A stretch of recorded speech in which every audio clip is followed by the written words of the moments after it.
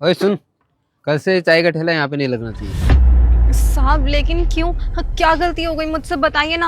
हाँ, और आप हैं कौन? तेरे लिए ये जानना जरूरी नहीं है कि मैं कौन हूँ, बस ये जानना जरूरी है कि ठेला कल से यहाँ नहीं लगना चाहिए। साहब अगर मुझसे कोई गलती हुई है तो प्लीज माफ कर दीजिए, लेकिन ये दुकान मत हटवाइए। साहब अगर ये दुकान नहीं लगेगी तो मैं अपने परिवार को कैसे कुछ खिला पाऊंगी? साहब मेरा परिवार भूखा मर जाएगा। साहब प्लीज ऐसा मत कीजिए। करोड़ों की मालकिन की मुंह से ये बातें अच्छी नहीं लगती। मतलब मैं वो भी करोड़ों की मालकिन? साहब प्लीज आप मेरी गरीबी का मजाक मत बनाइए। मैं कोई मजाक नहीं कर रहा हूँ।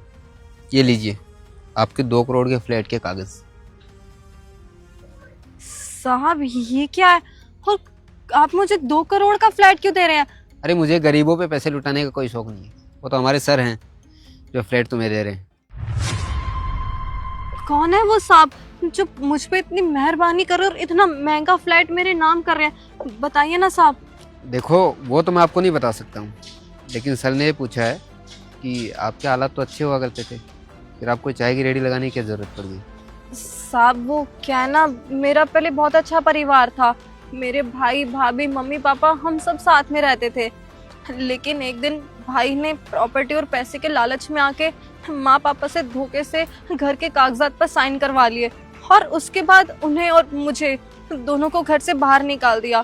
निकल जाओ इस घर से। और ऐसा है दोबारा इस घर में ना शकल मत दिखा देना आके, बता रहा हूँ शांति से। देख बेटा, तू ये ठीक नहीं कर रहा है। अपनी बीवी के चक्कर में तू हमें घर से बाहर निकाल रहा है। भाई आप हमारे साथ ऐसा क्यों कर रहे हो? अरे तुम तीनों ने दिमाग खराब करके रख दिया, मेरी बीवी परेशान करके रख दी। तुम तीनों के लिए खाना बनाती रह गया वो पूरे टाइम। उसकी अपनी जिंदगी नहीं है, ना जिए वो अपने हिसाब से। एक ये है अपनी पढ़ाई के लिए खर्चे दे देगी, कभी ये दे दो कभी वो दे दो। तेरे लिए कमाता हूँ क्या मैं? और तुम्हारी दवाई के लिए पैसे देता रहूं पूरे टाइम, बस यही काम बचा है ना मेरे पास। मेरे खुद के खर्चे नहीं होते क्या? भैया आप ये बहुत गलत कर रहे हैं। आप अपनी वाइफ के चक्कर में मुझे और मम्मी पापा को घर से निकाल रहे हैं। एक बार सोच तो सही बेटा कि हम लोग जाएंगे कहाँ। देखो ऐसा है मम्मी पापा, मेरे को ना मतलब नहीं है आप लोग कहाँ जाओगे कहाँ रहोगे, इससे कोई हिसाब किताब लेना देना नहीं है मेरा। तो चुपचाप यहाँ से चले जाओ। मेरे को इस घर में शांति से रहना है और इस घर में शांति से रहूंगा। दोबारा आ मत जाना। चलो निकलो। चलिए पापा, चलिए माँ। मैं अच्छी पढ़ी लिखी थी, लेकिन मेरी सारी डिग्री सब कुछ भाई ने जला दी और मुझे कुछ भी नहीं दिया। अब मैं नौकरी ढूंढने भी जाती तो कैसे जाती? मेरे पास मेरा कोई डॉक्यूमेंट भी नहीं था, और माँ बाप को वैसे भूखा भी नहीं छोड़ सकती थी। तो बस फिर मैंने सोचा क्यों ना ये चाय का ठेला लगा लूं। इससे जो भी पैसे होते हैं उससे मैं अपना और अपने माँ पापा का पेट भर लेती हूँ। साहब लेकिन अब तो आप बता दीजिए कि वो साहब है कौन और मुझे इतना महंगा फ्लैट क्यों दे रहे हैं? तुम यहीं रुको, मैं भी सर से बात करके आता हूँ।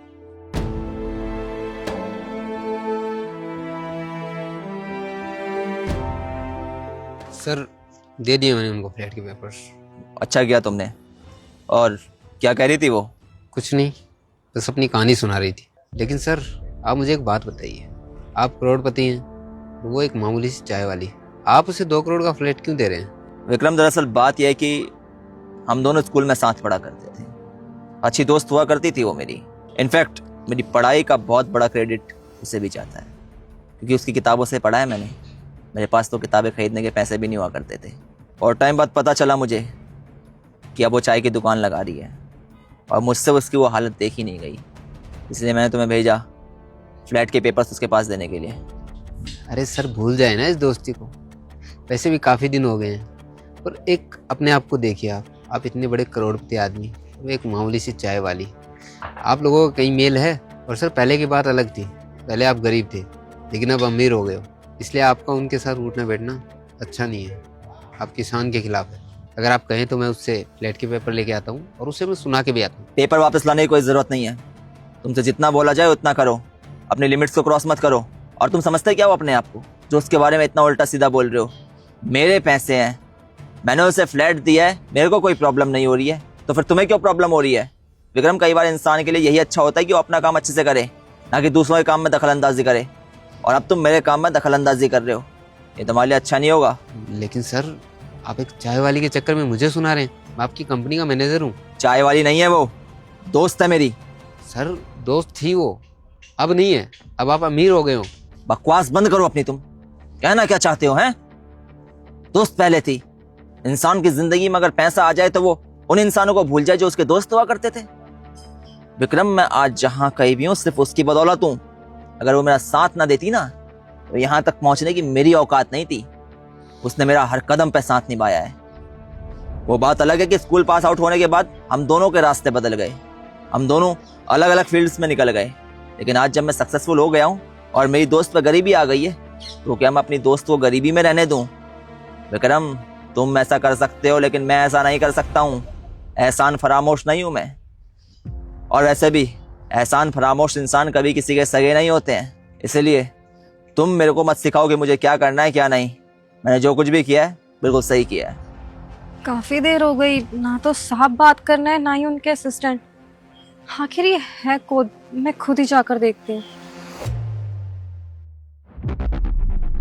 कौन है आप जिसने मुझे ये 2 करोड़ का फ्लैट ऐसे ही दे दिया? ना तो आप अपनी शक्ल दिखा रहे हैं ना ही कोई नाम बताया अपना। देखिए, आपके लिए ये बात जानना ज्यादा जरूरी नहीं है कि मैं कौन हूँ। आपके लिए ये बात जानना ज्यादा जरूरी है कि आपको फ्लैट मिल रहा है। और सोच लीजिएगा कि आपने मेरी कई मदद करी होगी, इसीलिए मैं भी आपकी मदद कर रहा हूँ। अरे मैंने किसकी मदद कर दी? ये आप कैसी बात कर रहे हैं? मैं खुद तो यहाँ ऐसे गरीबों की तरह जी रही हूँ और आप है कि मेरी गरीबी का मजाक उड़ा रहे हैं। मजाक नहीं बना रहा हूँ मैं। शायद आपने कभी मेरी मदद करी होगी, इसीलिए बोल रहा हूँ। और बाकी आप क्यों फालतू के ड्रामेबाजी कर रही हैं? आपको फ्लैट से मतलब होना चाहिए। आप फ्लैट में रहिए आराम से, सवाल जवाब मत कीजिए ज्यादा। देखिए, या तो आप मुझे अपना नाम बता दीजिए या फिर अपनी शक्ल दिखा दीजिए, क्योंकि जब तक मुझे सब कुछ नहीं पता चलेगा कि आप हैं कौन और कौन नहीं, मैं ये सब नहीं लेने वाली। अरे आपको समझ में क्यों नहीं आता है? रख लीजिए फ्लैट को। देखिए, या तो आप मुझे अपना नाम बता दीजिए या फिर अपनी शक्ल दिखा दीजिए। जब तक मुझे नहीं पता चलेगा कि आप हैं कौन, मैं ये नहीं लेने वाली। लगता है आप ऐसे नहीं।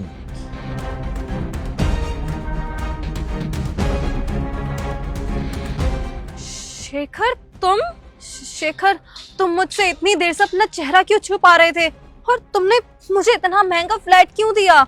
दरअसल बात यह है कि पढ़ाई लिखाई करने के बाद जब मैं इस शहर में वापस लौटा तो मैंने तुम्हारे बारे में पता किया, क्योंकि तुम ही तो वो थी जिसकी वजह से मैं आज इस मुकाम पर हूँ। ना तो मेरा साथ देती और ना मैं यहाँ तक पहुँच पाता।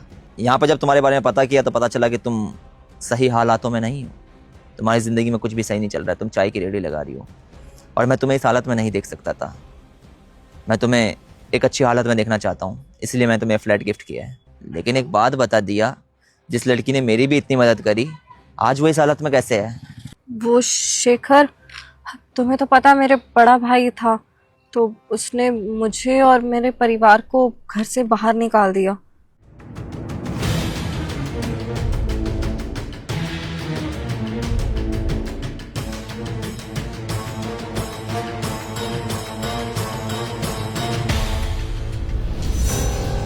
क्या तुम्हारे भाई ने ऐसा किया तुम लोगों के साथ? अरे ऐसा कैसे कर सकता है वो? माँ बाप की सेवा करनी चाहिए, माँ बाप की इज्जत करनी चाहिए, और वो है कि माँ बाप को घर से बाहर निकाल दिया, बहन को घर से बाहर निकाल दिया। भाई बहन का रिश्ता तो ऐसा होता है जिसमें भाई बहन की जान एक दूसरे में बसती है। लेकिन तुम्हारा भाई सच में बहुत घटिया किस्म का इंसान है। मुझे उससे ये उम्मीद नहीं थी। बाकी तुम चिंता मत करो दिया, उस प्रॉपर्टी पे तुम्हारे माता पिताजी का मालिकाना हक है, इसलिए वो प्रॉपर्टी उन्हें मिल के रहेगी। क्योंकि सुप्रीम कोर्ट की नई गाइडलाइंस के अनुसार अगर बच्चे माँ बाप की संपत्ति को हथिया लेते हैं और माँ बाप जिंदा है तो माँ बाप का पूरा हक बनता है कि वो उस प्रॉपर्टी को वापस ले लें। फिलहाल के लिए जो मैंने तुम्हारे लिए फ्लैट लिया है, तुम उस फ्लैट में रहोगी और अंकल आंटी जी भी उसी फ्लैट में रहेंगे। शेखर, लेकिन मैं ये फ्लैट कैसे ले सकती हूँ? मैं जहाँ भी हूँ बहुत खुश हूँ। प्लीज तुम ये सब मेरे लिए मत करो। क्यों नहीं रख सकती तू इस फ्लैट को? हाँ, जब तूने मेरी मदद करी थी तब मैंने तुझसे कुछ कहा था क्या? तब तो मैंने कुछ नहीं कहा। अब जब मैं थोड़ा सा सक्षम हो गया हूँ कि मैं तेरी मदद कर सकता हूँ तो तू ड्रामेबाजी कर रही है यार। ऐसा थोड़ी ना होता है। दोस्ती एक साइड से ही नहीं निभाई जाती है, दोनों साइड से निभाई जाती है। देख, अगर तू मुझे सच्चा दोस्त मानती है तो तू इस फ्लैट को रखेगी, नहीं मानती है तो ठीक है, मत रख इस फ्लैट को। मैं भी सोच लूंगा कि हमारी कभी दोस्ती थी ही नहीं। अच्छा ठीक है। ये हुई ना दोस्तों वाली बात यार। विक्रम, तुम जाओ ऑफिस संभालो। बाकी दिया, अभी मैं तुम्हें फ्लैट दिखा देता हूँ, तुम फ्लैट देखो, बताना कैसा लग रहा है। और तुम्हारे भाई को हम छोड़ेंगे नहीं, उसके बाद तुम्हारे भाई को सबक सिखाएंगे। बैठो।